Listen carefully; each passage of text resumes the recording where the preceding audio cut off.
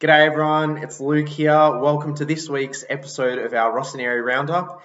Obviously, this week's part two of our season roundup. We've got Shady coming in about 30 seconds, where we're going to go through midfielders, forwards, Pioli and Maldini. Huge week. I'm going to review them all, finish off that, and then lead into next week where we'll talk about transfers and all of that speculation. So tune into this week and enjoy. Midfielders. We can go on to the next.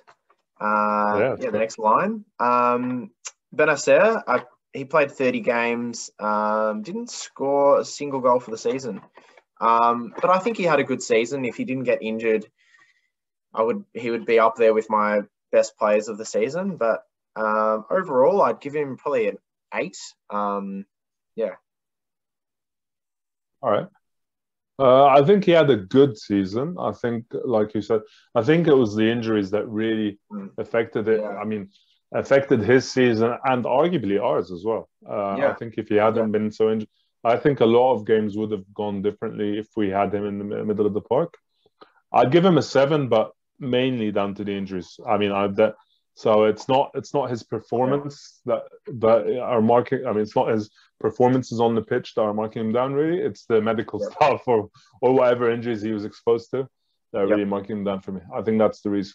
And because of that, he had some issues getting back into form, regaining form.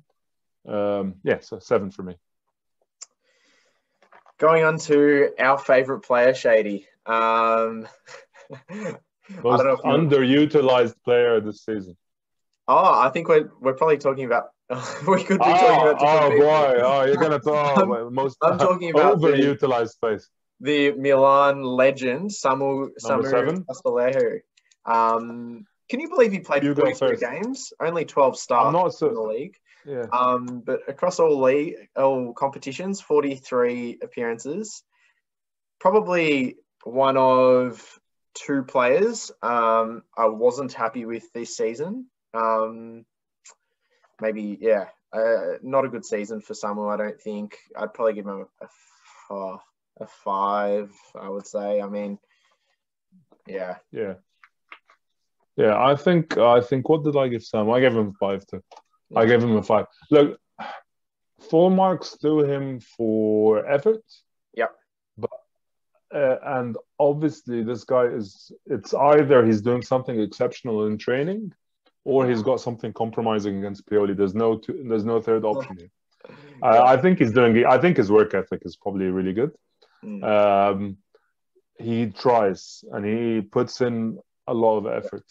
But I mean, no disrespect to anyone whatsoever, but he just doesn't, for me personally, speaking as much as I can objectively, I don't think he brings much to the team. So what I'm trying to say is he can't, for example, dribble past players. Any contact, he falls to the floor and assumes that fetal position, and then he's on the floor for like 2 minutes. Any small tackle.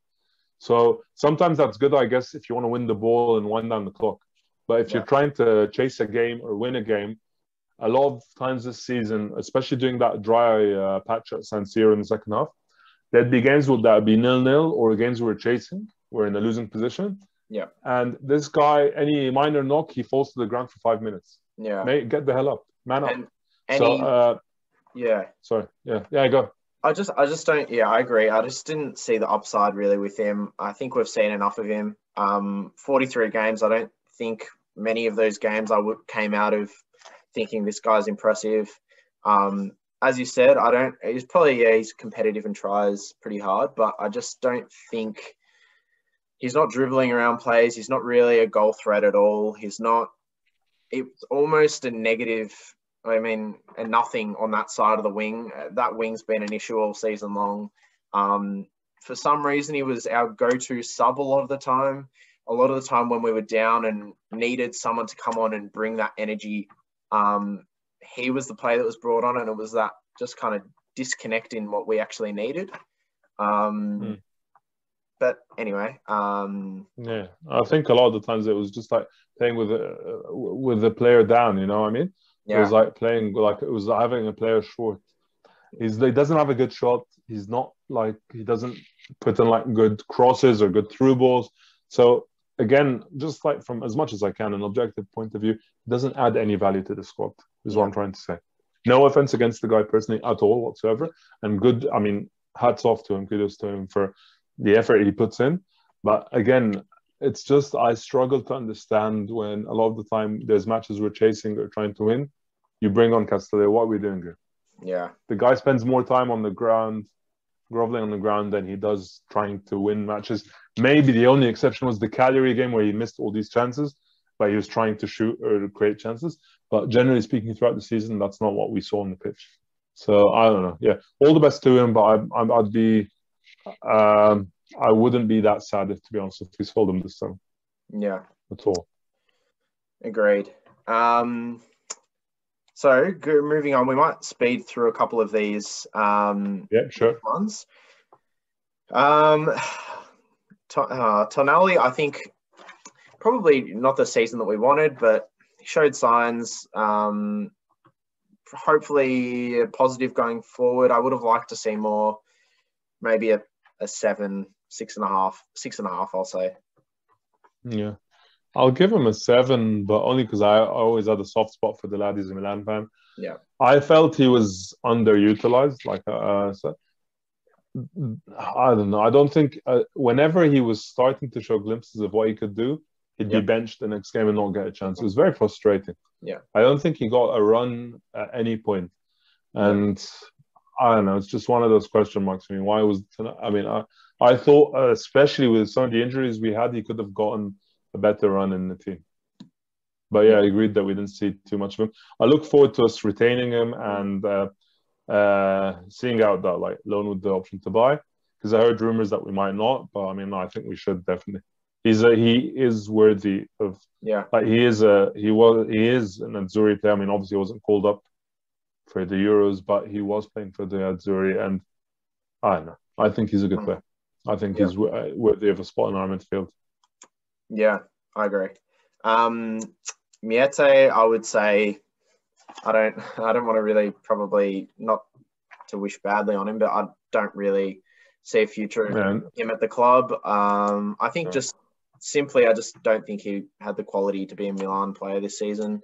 Yeah. He gave away a lot of easy free kicks, a bit clumsy, not heaps of upside. Probably a 5. Yeah, same 5. Even a 4.5. Sometimes he was a real negative when he came on. So. No disrespect to him personally, but he just didn't. The same thing with Castillejo. Yep. Again, maybe hard-working players, but they just didn't do it. It didn't work out with Milan. Yeah, exactly. Hakan? It's a tough one. Very inconsistent. 7 out of 10 for me. Very inconsistent. When he was good, he was good. When he was bad, he was hot and cold. He had these spells where he was on fire and a world beater, and then others when he was anonymous, and it's like he was doing more harm than good being on the pitch.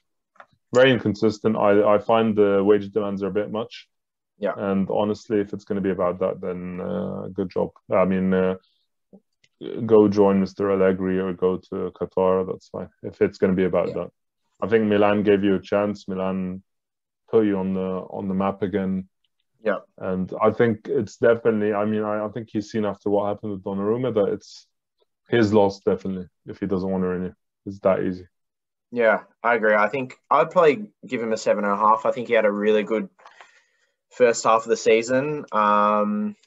Assist-wise, really important. That link-up play. He was that player that we really had needed over the last few seasons coming into the season. But he did drop off and then went back to his hot and cold ways for the rest of the season. So, agreed. But anyway, going on to Diaz.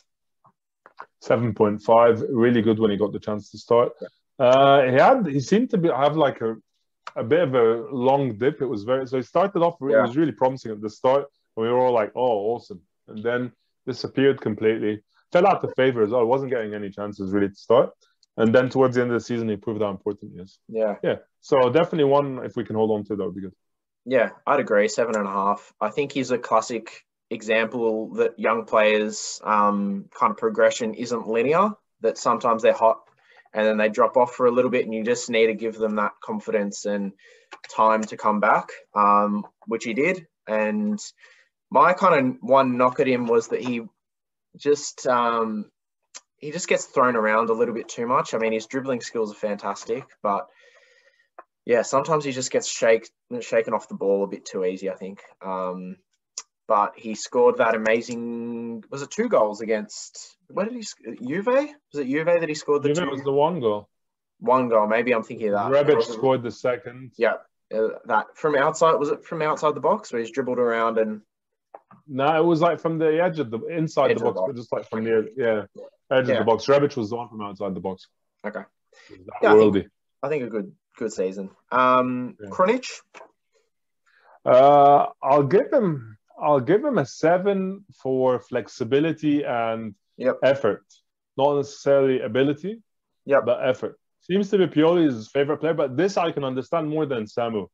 Samu Castillejo honestly does not add anything to the team. Krunic adds a bit of like effort, labor. Is like he's got that industrious performance to me. He puts in a lot of effort. He runs. He'll try and hold on to the ball. He'll put in an effort. He'll put in a good shift. And he can play him really anywhere on the park. He's played like all over the midfield basically this season. Squad player. He's a squad player. Yeah, squad player. Perfect squad player. Probably for me, played a few too many games. He played 38 games. Only started 5, but probably a bit too much for my liking. I think I'd like to see it play more around 10. But nothing too special. I'd probably give him a 6. Stylemakers.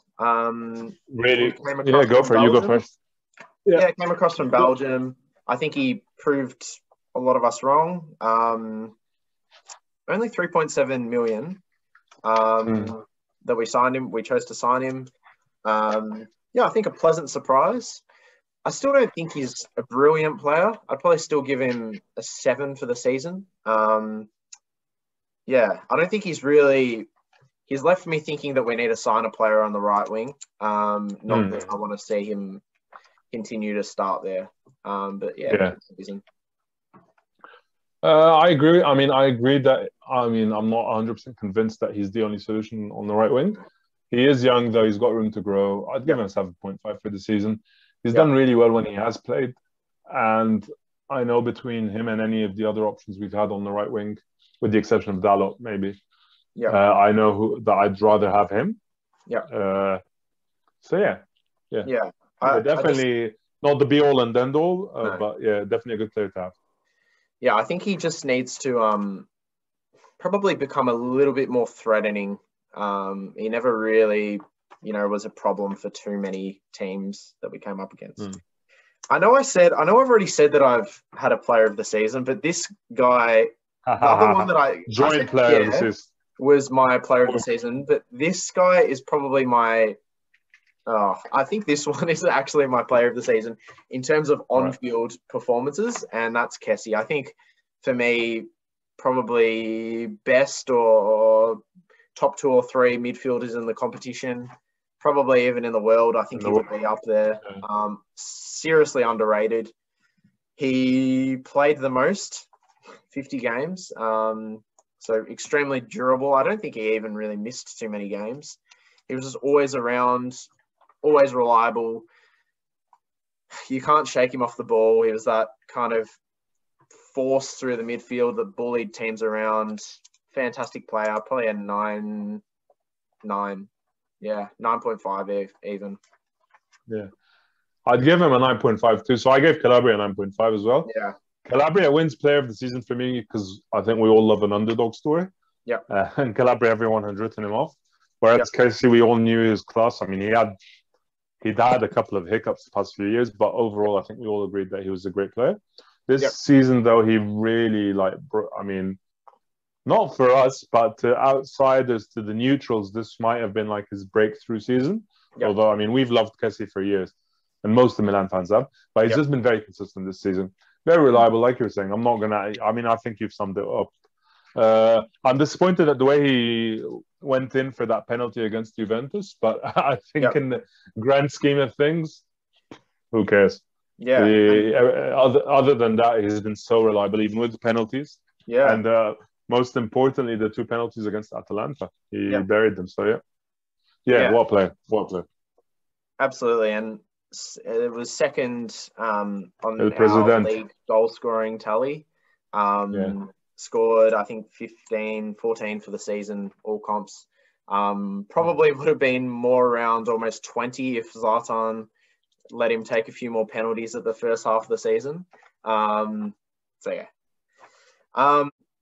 Moving on, Maldini going into the forward. I'm not sure you can really assess him. Yeah. He didn't get that much of a chance. I guess 6 out of 10 of the games he played, but he didn't really get much of a chance, and then he was out injured for like that extended spell. Yep. He's really young, and I don't think he just didn't get a lot of playing time. Yeah, and if I can link him in with Colombo, I think they had pretty similar seasons. We saw a bit of them earlier on in the Europa from memory. Both, I think, showed development signs, but I think that they're still a fair way off being first team players, maybe squad players next season, rotation players. But I think both of them might be due for maybe a loan spell. Maybe I'm thinking too much like an Italian club there, though. And maybe we didn't give them... I hope it's a loan spell and we don't sell them. Oh, yeah, I agree with that. I hope if so, it's a loan spell and we don't sell them. But I'd probably give both of those 2 players a 6, I think. Yeah, makes sense. Yeah, me too. The next guy came across... I don't even know if there was a fee. He came in late in the season. Let me check. He was free. It's the one and only Mario Mandzukic. Unfortunately, he didn't do anything. He didn't play. I can't rate him really. I rate him off the pitch. Yeah, he off the pitch legend. 10 out of 10. He gave up his salary, I think, right? 3 months. I think 2 months to begin with. And then towards the end of the season again, he was like the same thing. So what a legend off the pitch. But I don't think he was really tried and tested on the pitch at all. Anyway, the other legend on and off pitch, just legend in general, he'd probably be a bit insulted almost at me just calling him a legend. He'd probably he does refer to himself as a god. That's Zlatan Ibrahimovic. Ibracadabra. Yeah. Arguably one of like psychologically the biggest driver really behind all of this. I give Ibra 8, maybe a 9 for everything, including the on and off. On the pitch alone, maybe a 7.5 because of the injuries and because in the second half of the season, he seemed to be focused on like winding up other players, doing a lot of different things. Yeah. So he wasn't, but I mean, for the overall effect and for his leadership skills, 9, definitely. Yeah.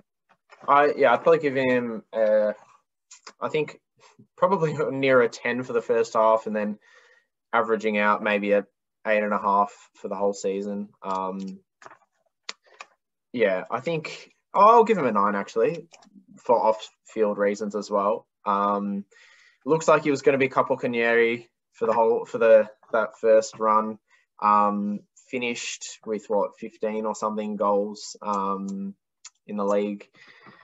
Yeah, I think not much to say. He's a legend, a god. For me, what he said on the bus as they were coming out to Atalanta, when he said, "Stay on the bus if you're not ready to kind of step up and take it to him, or if you're scared, and if you're not, come out with us."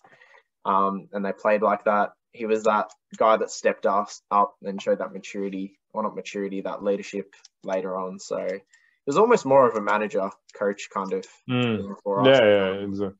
For a young team, invaluable. Agreed. Moving on to Rebic. 7.5 maybe. Yeah. Rebic was a tad frustrating because he had times where in like the Juventus game he scores like a screamer from outside the box like that, and then he misses like a sit-in against other teams. So it was very inconsistent, I think. Yeah, I had a very inconsistent season. He showed glimpses of brilliance, and then, which is frustrating, I guess, because, if it's a player who doesn't have it to begin with, then you understand. But if it's someone who's got like these world-class abilities, and we've seen it at the World Cup with Croatia as well at the highest level. So he's got the talent. He's got everything. It's just that it's very on and off. This season, at least. Maybe it was injuries. Maybe it was getting sent off. I mean, he had some disciplinary issues as well. Yeah, it's just a very inconsistent season. Happy to have him on the team. Obviously, we're very lucky, and he made the difference. But it was very inconsistent. Yeah, a player we was previously loan, and then we made official from Frankfurt. Unfortunately, we didn't keep his mate Andre Silva from Frankfurt as well. Or we got rid of him. Would have been handy to have him this season, but anyway. You never know. He never worked out. Yeah, fair. But I mean, in terms of his form this season, he has had the blinder of the season with Frankfurt. Top scorer, right? But I mean, I think so. Yeah, second in the Bundesliga. So, but I think I think not many people thought at the end of his time with Milan that we should have. I mean, it was helpful for either parties to have him around. So I think it was one of those moves that just helped both sides. Benefited everyone. Yeah. No. It's no way. I mean, back to Rebic, inconsistent as. Yeah, I agree. Probably one of the disappointments of the season, considering how he finished last season. I think he just is a player that needs to have a run at it without injury. He got COVID, I think, halfway through, a few injuries. Yeah, he did. He just a disrupted season. We know he's an informed player. Unfortunately, he just didn't get a good run at it, I don't think. But anyway, speaking of inconsistent players, we go on to Leao. Oh, it's a frustrating one. I'd give him a 6.5 or a 7. Yeah, agreed. He's got so much talent, so much pace, and then he scores like these amazing goals, and then he just disappears. He's anonymous. I don't know. Yeah, it's probably he's a bit deceptive almost. That I think he'll sometimes have games where you think, wow, he really, killed it today. And then you probably, if you rewatched that match, you'd probably realize that he probably only touched it a handful of times, and it was probably only because of 2 or 3 attempts at goal that you think that. I wouldn't rate him higher than probably a 6.5, 7 for the season. 6.5, I would say. 6.5, definitely. But let's not forget he's young. He's young. Yeah, we need to be, and we were just preaching about the importance of being patient with young players. So we have to bear that in mind, I think, when it comes to Yeah, I think you hang on to him. The upside that he has is incredible. Exactly. When he's good, he show it. Yeah, he's amazing. That speed, that you put it in front of him and he can pretty much get past anyone. So, and he's got that kind of creative side to him where you don't know what he's doing. Out of nothing. Yeah, he can come up with something out of nothing. So, agreed. Last player, we've spoken about everyone but this guy, and he came across after that Europa game where he almost tore us apart and made us lose. But talking about Haga. Whoa, that's another polarizing issue. I'd give him a 7. Taking all the considerations into mind, like he's come to Serie A, new league, blah blah blah blah blah blah. He wasn't getting any playing time basically. I'd give him a 7. This is another one I didn't understand. So just as Krunic and Castillejo were always the first in Pioli's mind, the first players to be brought on, I never understood why Haugo wasn't brought on in a lot of games we were looking to break down. Because whenever he did come on, he seemed to at least try. I'm not saying he was messy, but he was trying. And he had a little bit of creativity. And I don't know. I think this play, I think it would be a mistake because there's a lot of talk of including Hauga in any swap deals or in any potential transfers we want to buy, including Depol, offering him. I think it would be a mistake to let go of him. Yeah. I think he's got the potential to become a great player, and he just needs a bit more. I don't know what his work ethic is like in training. Maybe he's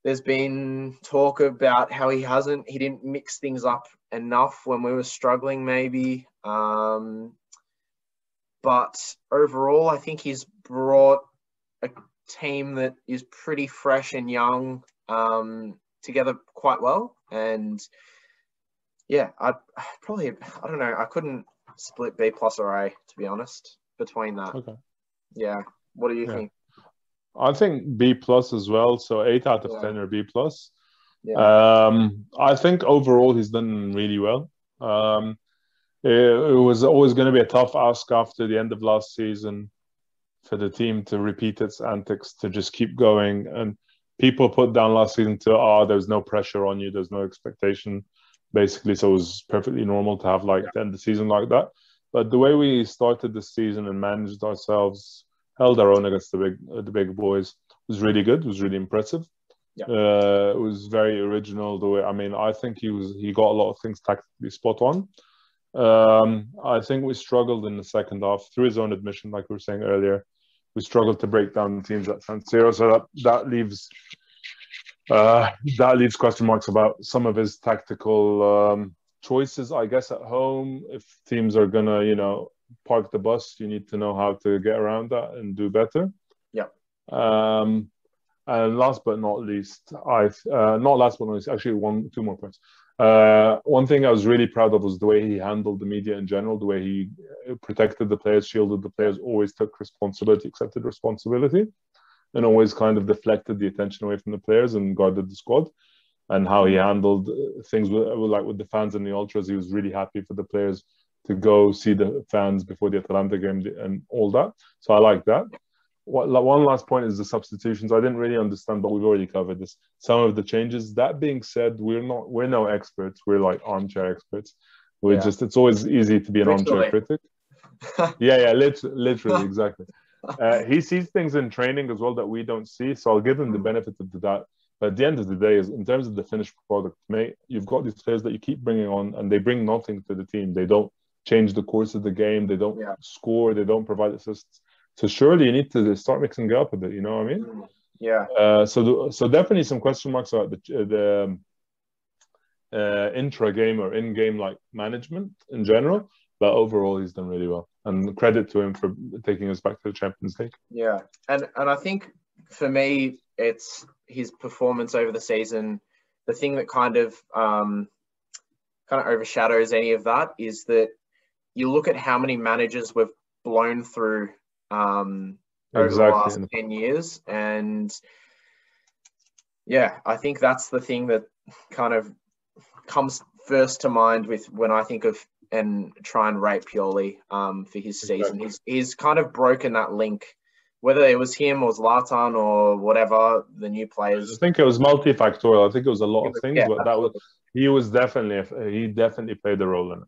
Yeah, for sure. So, yeah, I think he's had obviously a good season, and yeah, I think some of that has to come down to him. So, yeah. 100%.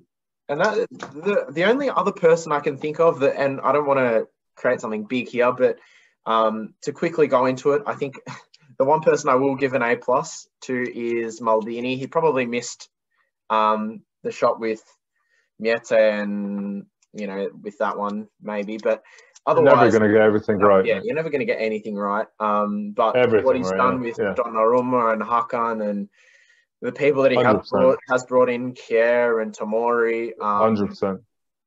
I think he's done a fantastic job, and I think, it's great to have someone like him at the club that's just consistently good and you can be confident around. 100%. He's a club legend on and off the pitch. And he'll be remembered as the guy. Yeah. Particularly, I think with, there's mixed opinions about Gazidis and his intentions. I don't think he loves the club. I think we know why he's at the club. Ownership, Elliott management, I don't think they're really in for the club. So it's nice to see someone that really cares about the club 100%. with a bit of power. Yeah. We know that with Maldini, it's not a business. It's not about numbers. It's not about, it's not about the euros. The euros and dollars coming in. at all. It's about a true club for this true love story for this club. Like it's something that spanned many generations. Yeah. So that's the reassuring thing. And look, I mean, if he can fix things with big chunks or a good chunk of like the Curva Sud, then I know because we had this discussion with some of our Milan Club members, Milan Club Melbourne members earlier today, and they were saying not all of the Curva Sud has forgiven him because they had a bit of a spat during his retirement. Yeah. It goes back to Istanbul after the loss in Istanbul. He had a standoff with the ultras, and it was a big deal. But anyways, when he was retiring in 2009, part of the Curva Sud was like chanting for Baresi, saying he was the only captain. And there's always been that like beef or like disagreement between him and the ultras. But after last night, when they went to Casa Milan, and basically he went out to greet them when they were celebrating the club being back in the Champions League, and he went out to greet them, and they were all applauding him and everything. So to an extent, even that spat is largely over. I wouldn't say it's fully over. And I was corrected by some of our Milan Club Melbourne members earlier today on that front. But at least the fact that he's gotten some of the Curva Sud to support him in that manner, that he's won them over, is what I'm trying to say. It's a good sign. It's a good sign that we're all headed in the right direction. And very reassuring to the future. Absolutely. And I was going to wrap up with that kind of image that we got out of Casa Milan. The AC Milan is back out of flares. Was fantastic to see. And 100%. It, A+, by the way, to the Curva Sud, or the Curva. As always, they give their blood, sweat, and tears to the club. When the bus was leaving, particularly in these COVID times, I think even just watching the game, you would sometimes hear them outside of the stadium chanting. To that, before the Atalanta match, the team coming out to watch them chanting. They were the real, that 12th player that we didn't see. The real protagonists. They were. I don't think there's too many other supporter groups that are like that. No. They've been with the club through thick and thin, really. And all credit to them. All credit to them, 100%.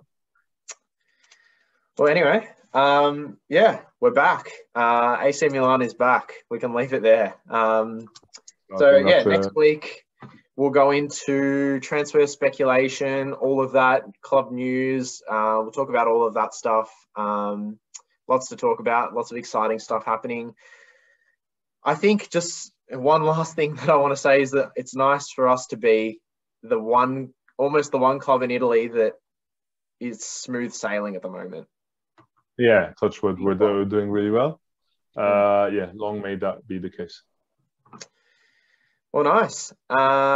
Good season overall, and we can call it there. But as always, even if it wasn't a good season, I'd still finish this way, saying Forza Milan, and see you next week for that chat. Look forward to it, mate. Forza Milan.